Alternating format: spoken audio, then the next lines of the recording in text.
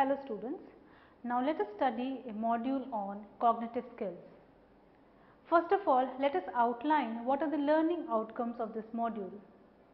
After studying this module, you should be able to understand the term cognition and cognitive skills, know about the hierarchy of interventions and strategies, learn the basic cognitive skills, analyze the use of cognitive skills and evaluate the aim of cognitive skills. Let me first introduce you to the topic. There is a famous saying by Epictetus, man is not disturbed by things but by his opinions about things.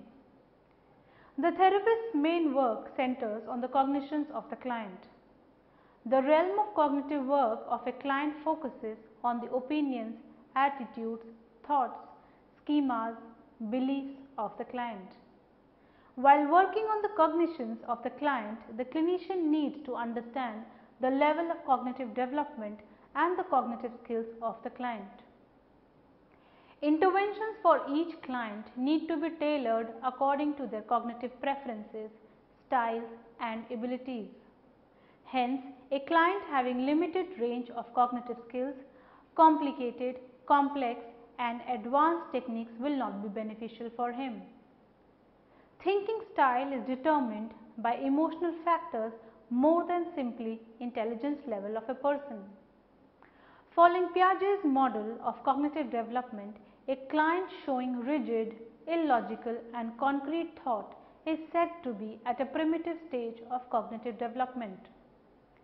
This may reflect a lack of cognitive development and complexity.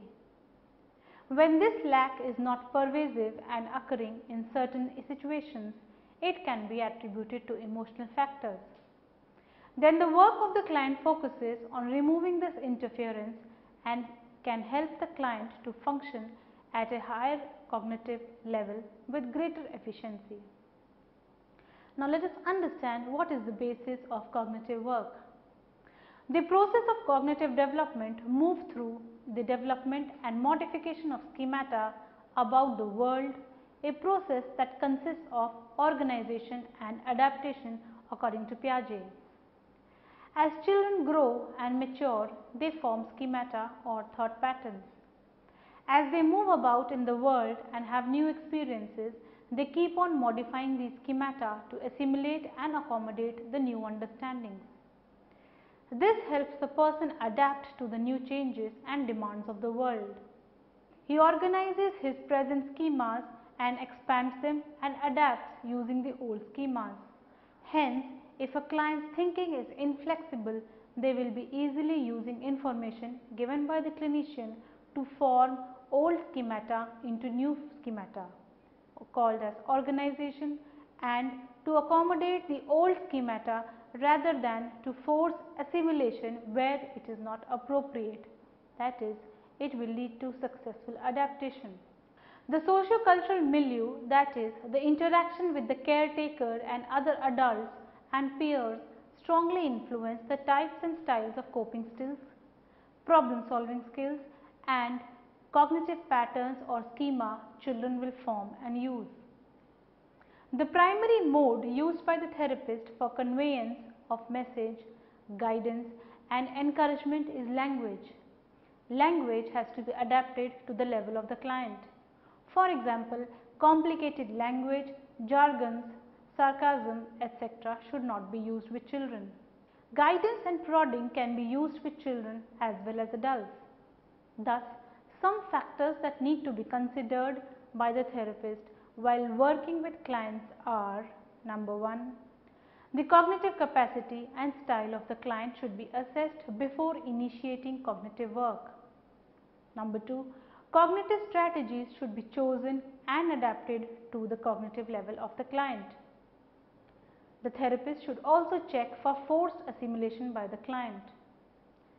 Statements should be formulated as clearly as possible. Language should be adapted to the preference of the client, and the therapist should converse in the client's native language. Now let us understand what is the hierarchy of interventions and strategies given by Brehm. Brehm 2002 outlines the strategies for working with thoughts and cognitions of a client. These strategies are presented in a hierarchy according to the level of cognitive complexity required by the client and a number of other therapeutic issues. Brehm's orders these strategies as number 1, increasing level of cognitive complexity and flexibility required by the client and the clinician, and on the factor of increasing levels of depth in the cognitive shift or insight that will be achieved through their use. Also, it is done on the factor of increasing levels of understanding knowledge of a given client by the clinician. It is also done requiring increasingly stable rapport and sustaining attachment between the client and the clinician. Also, this hierarchy also includes increasingly reflective of the clinician's theoretical orientation. Let us understand the hierarchy of cognitive strategies and interventions given by Brehm, which is highlighted in the table below. The first column gives the strategy, the second column gives the definition of the strategy, and third the purpose of the strategy.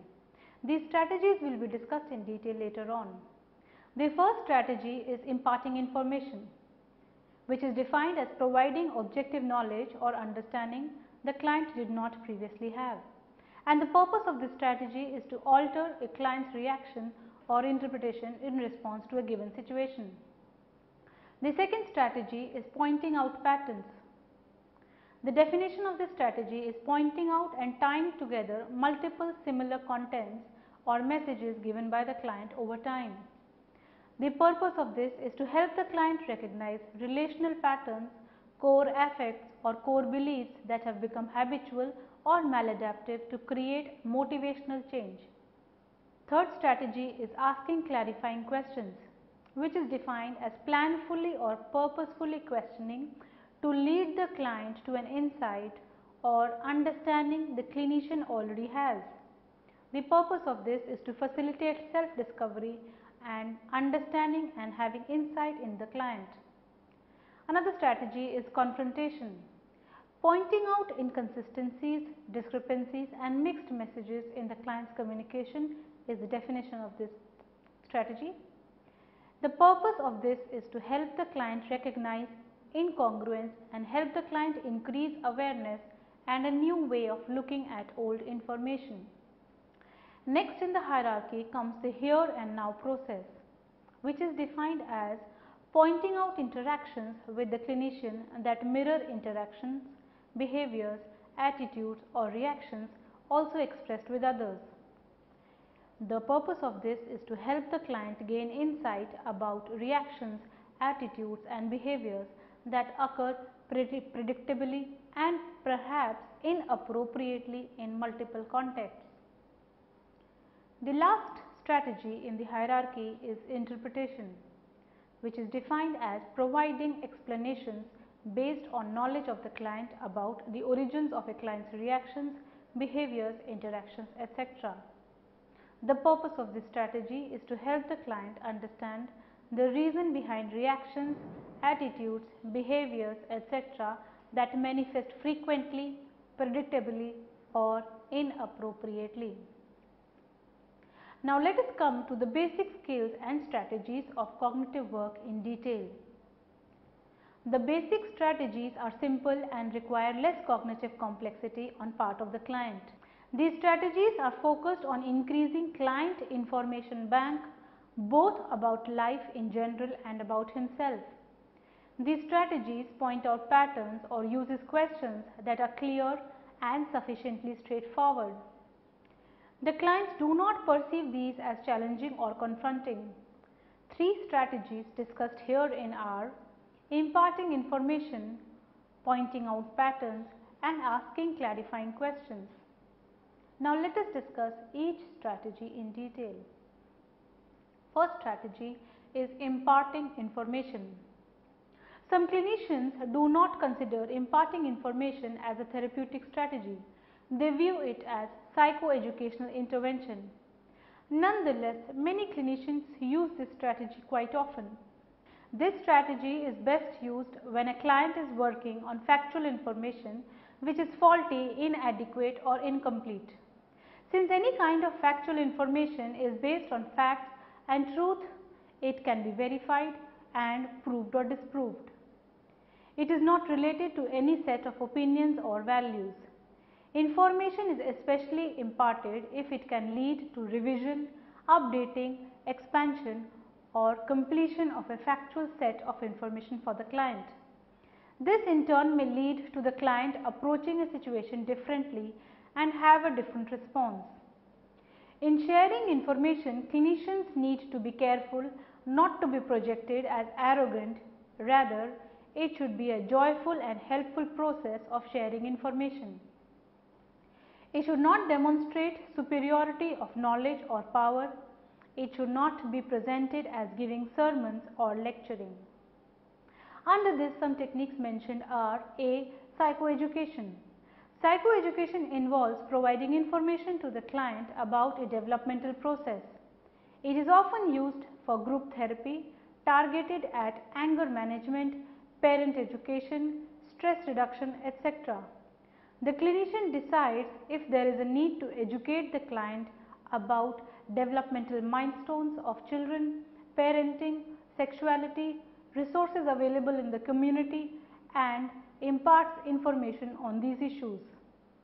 The clinician does not make any kind of value judgments or share opinions on it. Thus, the clinician should have sound knowledge of scientific resources like journals, textbooks, etc. and should be objective and factual.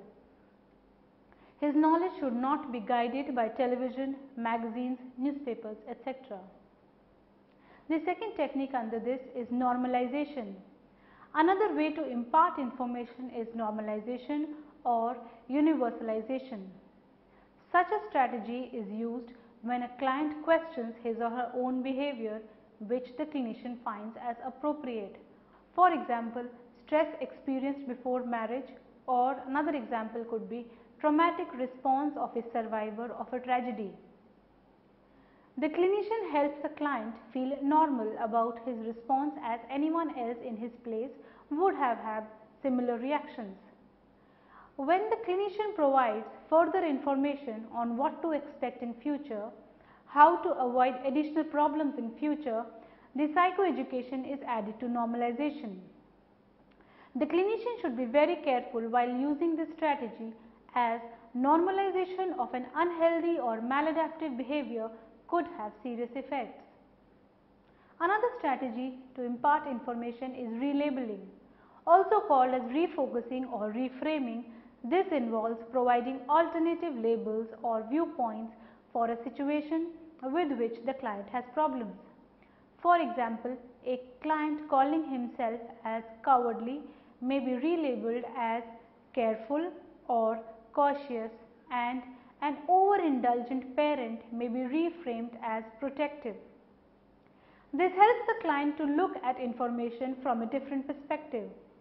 However, clinician is required to make accurate description here and not do reframing for the purpose of feel-good factor for the client. It should not be indicative of personal values or inaccurate judgment of the clinician. Hence, this strategy requires a clear understanding of emotional and cognitive state of the client. Now, let us come to the second technique, pointing out pattern. There are certain habitual ways of responding that clients develop over time that are maladaptive and unhealthy, and the task of the clinician here is to point out these patterns. The clinician observes and explores where, why and how these patterns started to manifest themselves. There are 4 types of repetitive themes or patterns identified by Tabor in 1997. A is relational patterns. Relational patterns are interpersonal scenarios that client plays over and over again with a variety of people in a variety of contexts. For example, a client may get anxious in the presence of people from opposite gender. Some of these patterns are simple and overtly seen, and some of these are covertly and need to be keenly observed over time. Second is rigid cognitive beliefs. Faulty, selective and biased cognitive processing produces core beliefs which are reflected in a repetitive pattern of emotions or behaviors. The interpretation of different behaviors, reactions and effects show that they can all be attributed to these distorted beliefs. For example, if a client feels guilty of various events or situations occurring in his life, he may react differently at different times, like overeating, oversleeping, anger, etc. However, all these can be attributed to the same core belief, that is self-blame. Coming on to the third pattern is core affects. Each person has a different affective style. Core affects are long-lasting and occur repetitively, shown in different situations and contexts, irrespective of circumstances. For example, a person may react with depression in all situations, even in neutral situations. Another kind of pattern is habitual behavior. In this, the client has certain behavior pattern which is exhibited in all relational, cognitive and affective patterns. These behaviors are same irrespective of external event. These are no longer useful or adaptive. For example, a client may shout when he is happy, sad or when things do not work. These are easily identified in a session. The task of the clinician is to help the client recognize these behaviors. Sometimes clients do not recognize that they exhibit these behaviors with people again and again. They are unaware of the repetitiveness of their thoughts or emotions. These patterns developed as they were adaptive in nature in the beginning. It may be for self-protection, enhancing self-concept or dealing with a difficult situation. However, now these patterns become rigid and difficult to change. Hence, first step in working with client is to help them recognize these and become aware of these patterns. Next is the task of explaining to the client the reason of the pattern's development. Finally, using other advanced cognitive techniques, the clinician can work upon the modification of these patterns. The pointing out of patterns simply constitutes of therapists repeating events, reactions or contents the client has communicated over time to identify the common thread, maybe relational, affective, cognitive or behavioral, that ties them all together. The therapist shows the connections to the client, making him realize that these all have the same basic process behind it or are symptoms of a single problem. This is done in a careful and respectful manner so that the client does not feel evaluated. Later, the client will begin to independently identify these. Hence, the process of therapy starts with awareness and identification of patterns. It later aims at insight and behavior change. Now, let us come to the third technique, asking clarifying questions. Clarifying questions serve different purpose than open-ended questions. Open-ended questions help in elaborative communication.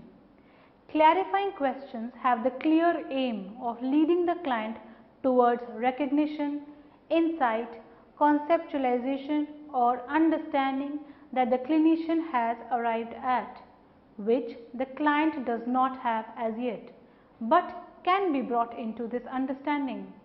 It is purposely aimed at self-discoveries and insights. It helps clients gain confidence in therapeutic process and seize their own progress. Hence, to summarize, the aim of all the basic cognitive skills discussed herein is to solve problems, generate solutions, help in decision making, reveal incongruence and contradictions, develop insights about habitual patterns of relating, discover transferences, explain behavior, thoughts, affects and interactions, create understanding and self-awareness and knowledge about the causes of behaviors, thoughts and affects. Now, let us summarize what all we have learnt in this module. The realm of cognitive work of a client focuses on the opinions, attitudes, thoughts, schemas, beliefs of the client. While working on the cognitions of the client, the clinician needs to understand the level of cognitive development and the cognitive skills of the client. Interventions for each client need to be tailored according to their cognitive preferences, styles and abilities. The socio-cultural milieu, that is the interaction with the caretakers and other adults and peers, strongly influence the types and styles of coping skills, problem solving skills and cognitive patterns or schema children will form and use. The strategies chosen should be matched and adaptive to the cognitive capacity and the style of the client. This should be assessed before initiating cognitive work. The basic strategies are simple and require less cognitive complexity. The strategies given by Brehm are focused on increasing client information bank, both about life in general or about himself.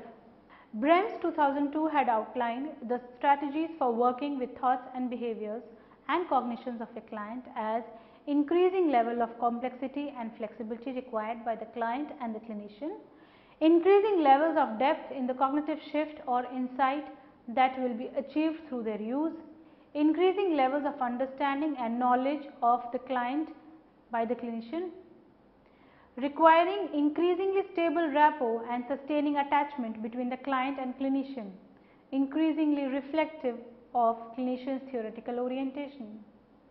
These strategies are focused on increasing client information bank, both about life in general and about himself. These strategies are imparting information, pointing out patterns and asking clarifying questions. Hence, to summarize, the aim of all basic cognitive skills is to solve problems, generate solutions, help in decision making, reveal incongruence and contradictions, develop insights about habitual patterns of relating, discover transferences, explain behavior, thoughts, affect and interactions, create understanding and self-awareness and knowledge about the causes of behaviors, thoughts and affects. Thank you.